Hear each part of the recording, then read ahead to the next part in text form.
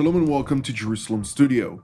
When the ancient Greek poet Homer wrote about the wine-dark sea thousands of years ago, he referred to the same part of the eastern Mediterranean, which throughout history has been a naval battleground. Yet today, history and geography converge once again, with Turkey and one of its arch-rivals, Greece, clashing over gas reserves hidden underneath, and with regional powers such as Israel and Egypt siding with Athens against Ankara. To explore the latest tensions surrounding the volatile waters, we're joined from Central Israel by Dr. Eytan Cohen Yanarocak, who is a research fellow at the Moshe Dayan Center as well as at the JISS in Jerusalem. Shalom. Thank you very much. Also joining our panel from another location here in Jerusalem is Professor Ephraim Inbar, who is the president of the Jerusalem Institute for Strategy and Security. Welcome. Shalom to everybody. And I'd like also to welcome to today's panel our TV7 analyst, Mr. Amir Oren. Mr. Oren, give us a better understanding at this rivalry, which is long before just several months ago, and is really interconnected with all of the powers in the region, has made the situation here quite complicated to understand for many of our viewers. So the fact that there is tension between Turkey and Greece is no surprise. And indeed, this was one of the reasons for the formation of the North Atlantic Treaty Organization, NATO, because the whole concept that the United States came up with was to get old rivals such as France and Germany or Greece and Turkey under the American umbrella because there was a common adversary, and that is the Soviet Union during the Cold War. But of course, the old rivalries and hatreds never really went away. And in the 70s, when the colonel's junta ruled Greece and the Turks invaded Cyprus, it came into the surface and has not been resolved up to now.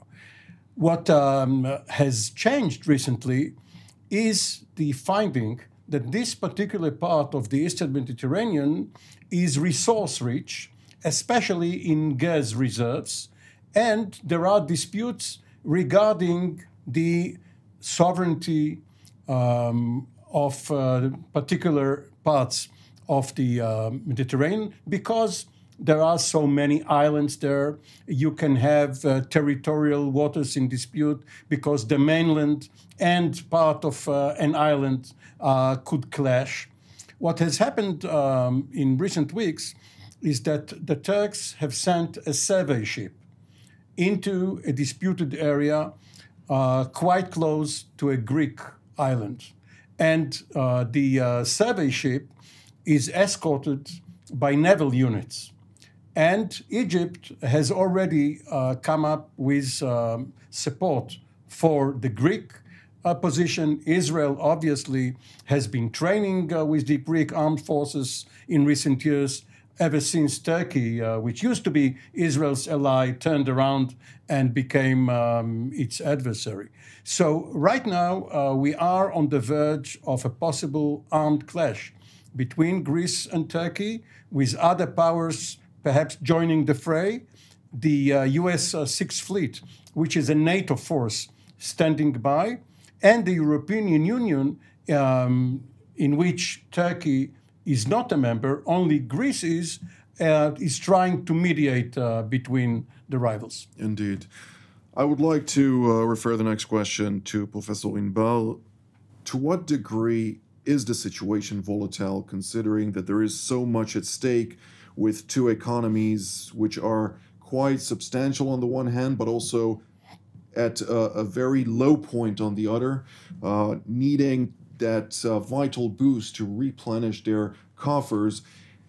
Are we going towards a head-to-head confrontation, as Mr. Oren has just stated, or is it more of a diplomatic discourse that we may see in the next several weeks? I think the situation is very volatile because basically we see a new Turkey. It's not the Turkey of the Cold War. It is a Turkey now that has Ottoman and Islamist ambitions. It is led by an Islamist version of the Muslim Brotherhood, Erdogan, and it has developed a lot of appetite. It's not only in the Mediterranean that it challenges the status quo, it denies the existence of the Lausanne Treaty that delineated the borders between Greece and Turkey. It is has military presence in Syria, in Iraq.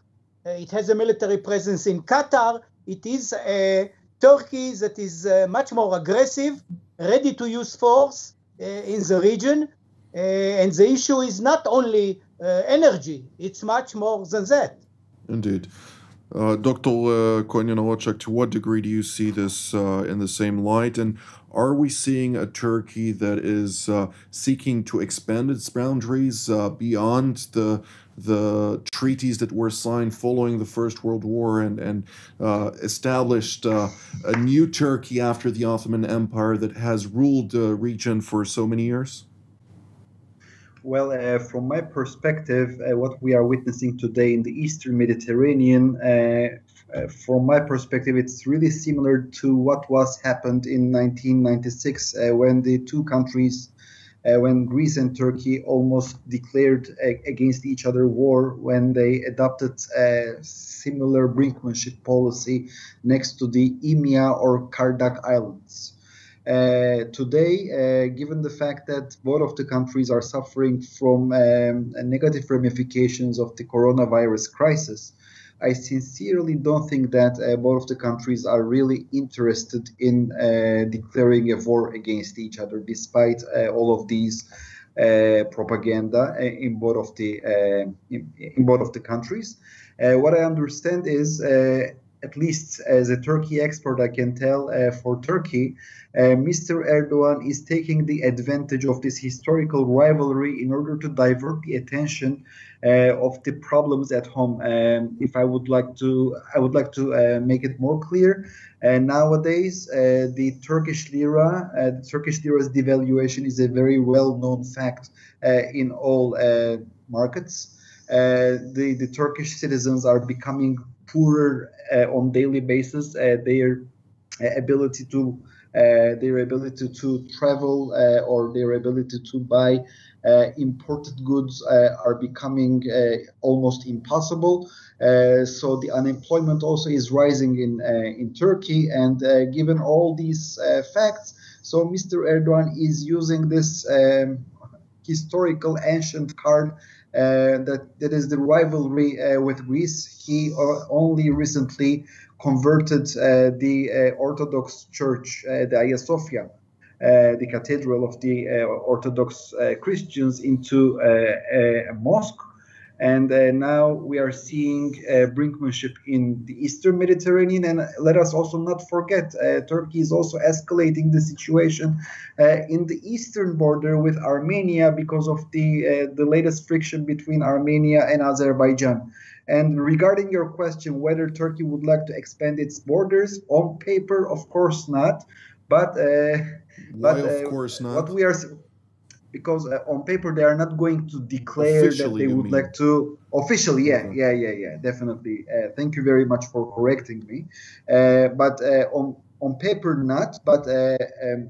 But we are seeing that, as Professor Imbar already mentioned, the Turkish army is already is an occupying force in Iraq, in northern Syria, in Cyprus, in Libya. They have military presence in Somalia, Qatar. They are willing to inaugurate another army bases in Oman and in Sudan. So I can tell that the Turkish administration is very ambitious. Maybe they are not going to annex all of these territories to the borders of the Turkish Republic, but we can understand that this current understanding of Turkish foreign policy is a very huge, it's a drastic change when we are comparing with the traditional Turkish foreign policy, which refrained any contact with the Middle East. Indeed. Mr. Oren, two questions for you, short ones. The first one was the conversion of the museum, so-called Hagia Sophia, which was initially established as a beautiful cathedral for the Constantinople era and eastern part of the Roman Empire, which the latter empire, of course, was that a signal by Turkey to convert it from a museum into a mosque? A signal also to the international community and primarily to the Christian West, so to speak. And the second part, what is the Turkish narrative on this? Where are they standing at this stage? I had the opportunity to speak with some Turkish officials, but I'd like to understand how do you see this currently? So you mentioned Constantine, who was later commemorated by the name Constantinople, which only later turned into Istanbul. And as we all know, it took 300 years approximately from the death of Christ until the religion started in earnest in what is now Turkey. And what Erdogan is trying to do is make the Ottoman Empire great again.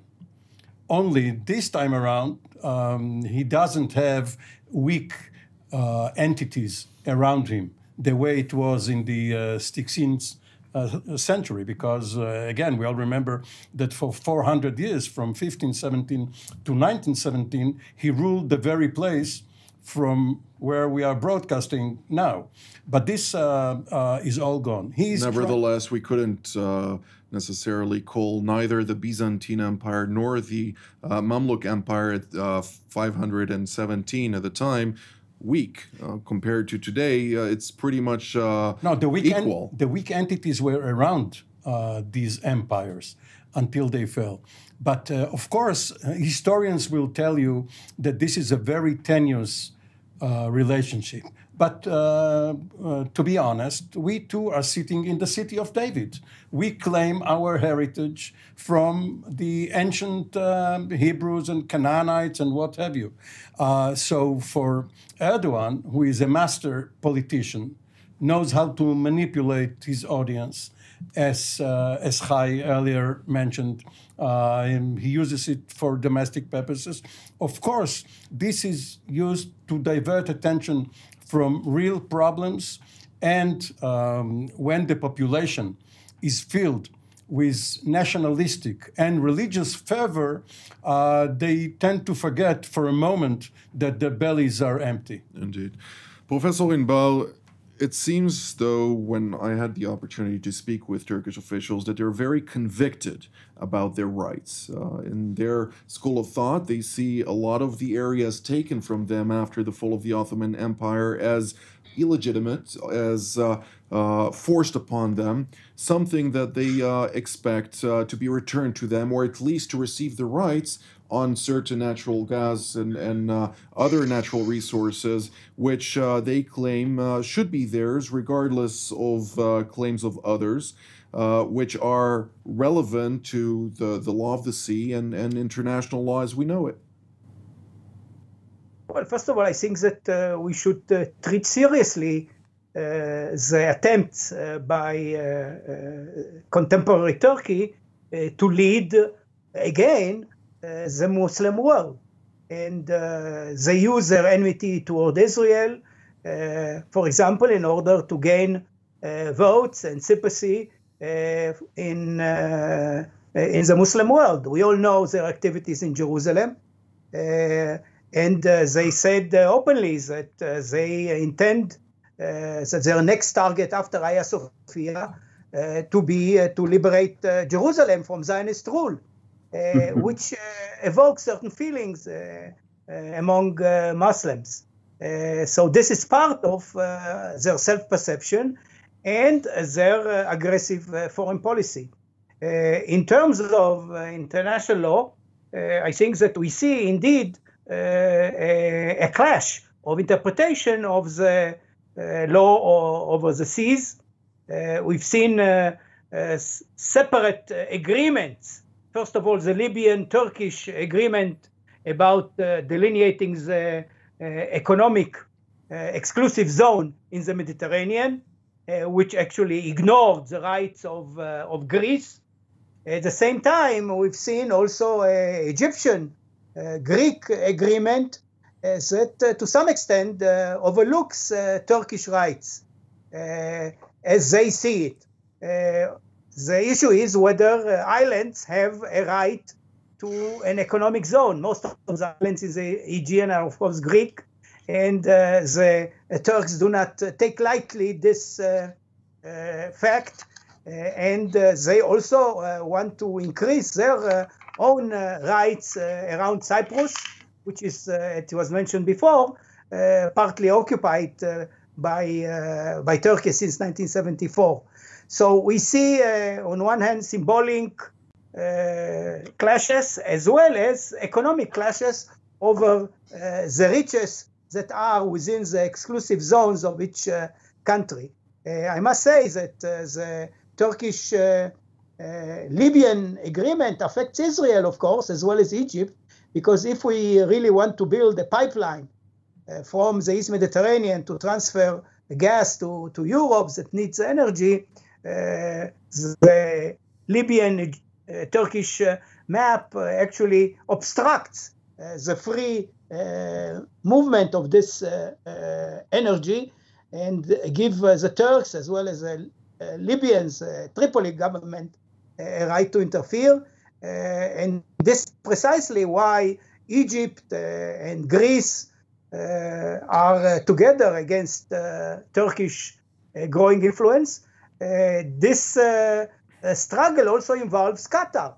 Qatar, that is supports Muslim Brotherhood, is helping Turkey. Actually, it supports Turkey economically in order to be able to project power in the East Mediterranean and in the Middle East. Indeed. Dr. Cohen Yanarocak, I'd like to focus once more on the agreements that Professor Inbal was speaking about. Two significant agreements and one smaller potential agreement that may cause more havoc and bring Israel deeper into the picture. The first one, of course, as Professor Inbal stated, was about the agreement between Libya and Turkey, an exclusive economic zone agreement to try and locate natural resources, disregarding the island of Crete pretty much and Greek rights to the laws of the sea there in their international waters. But at the same time, Greece countered that when Nikos Dendias, the foreign minister of Athens, and Samih Shoukry, the foreign minister of Cairo, sat together in Egypt and concluded an EEZ, an exclusive economic zone of their own, completely disregarding the Turkish perspective after Turkey itself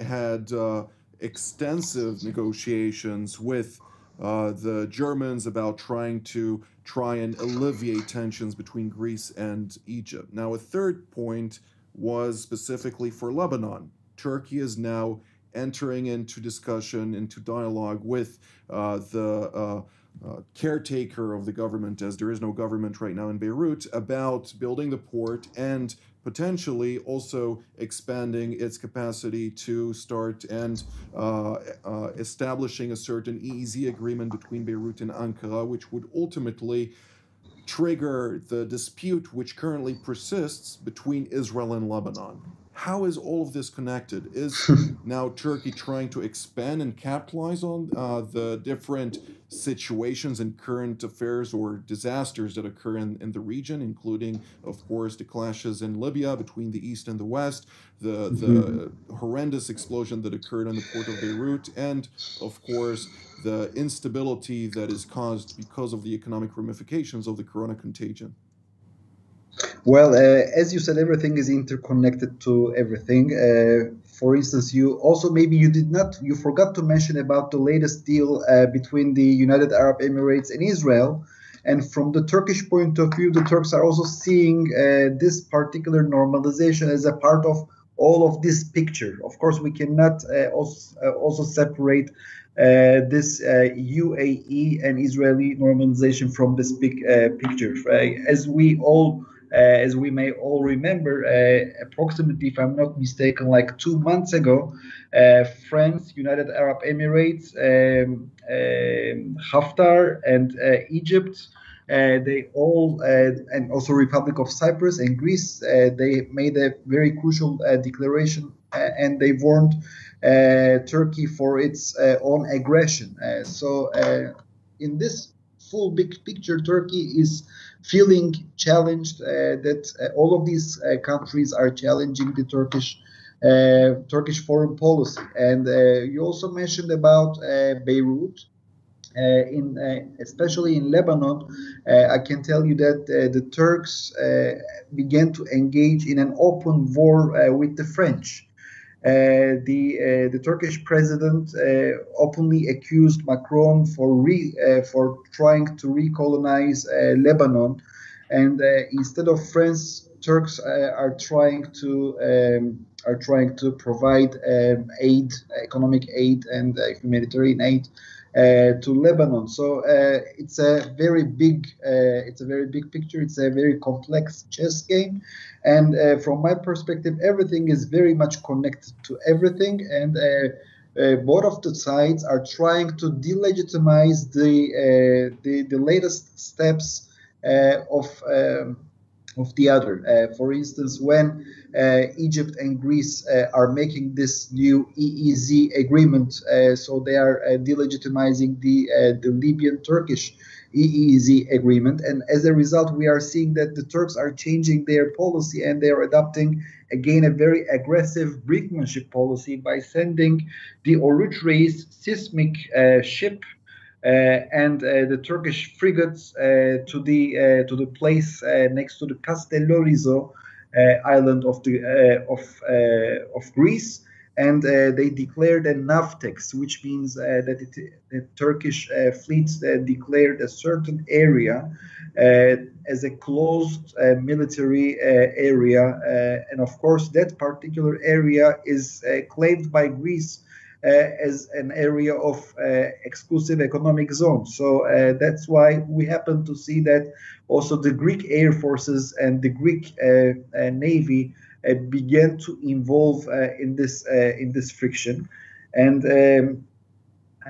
from my perspective, it's very ironic, but due to Turkey's very aggressive and neo-Ottomanist foreign policy, Turkey is the core architect of this alliance against itself. Let us not forget, before the deterioration of the relations between Israel and Turkey, we could not have spoken about this kind of an alliance between Israel, Cyprus, and Greece. Of course, let us not also forget Egypt in this issue. And of course, the rivalry between United Arab Emirates and Turkey.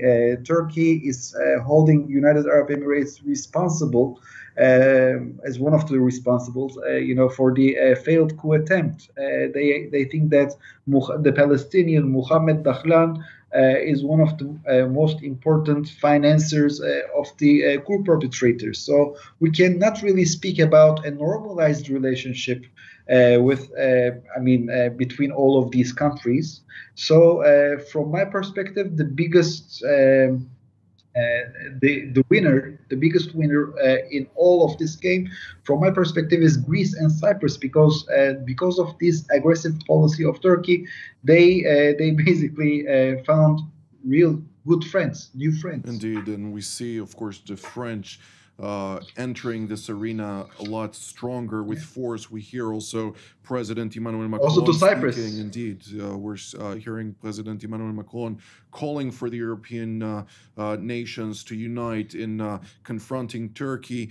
Just this week, we saw Mike Pompeo, U.S. Secretary of State, standing alongside his Austrian counterpart, who came out and said that unless Turkey shifts its activities, it will be confronted not only diplomatically, but also militarily, something that was unheard of just several years ago, let alone several months ago.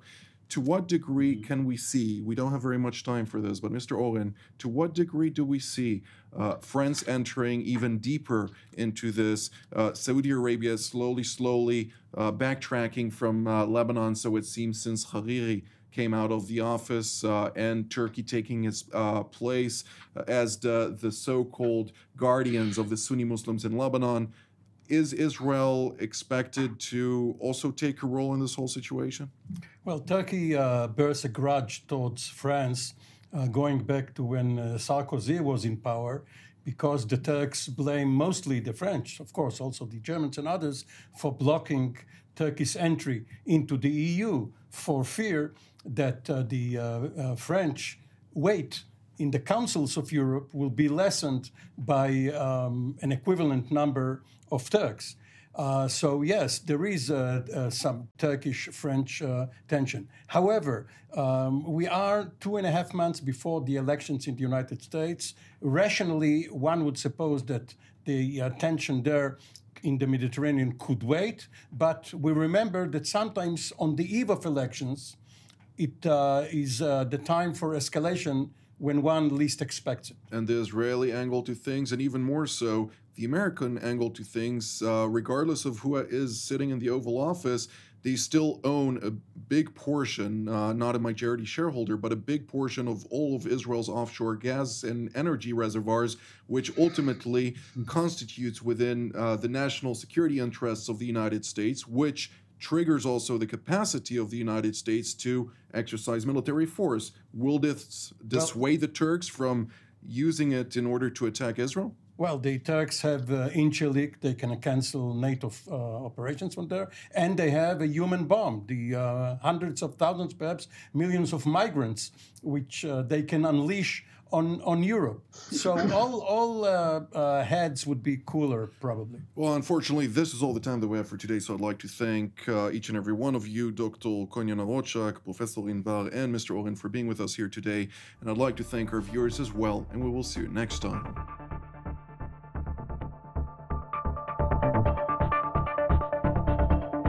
You just watched TV7 Jerusalem Studio.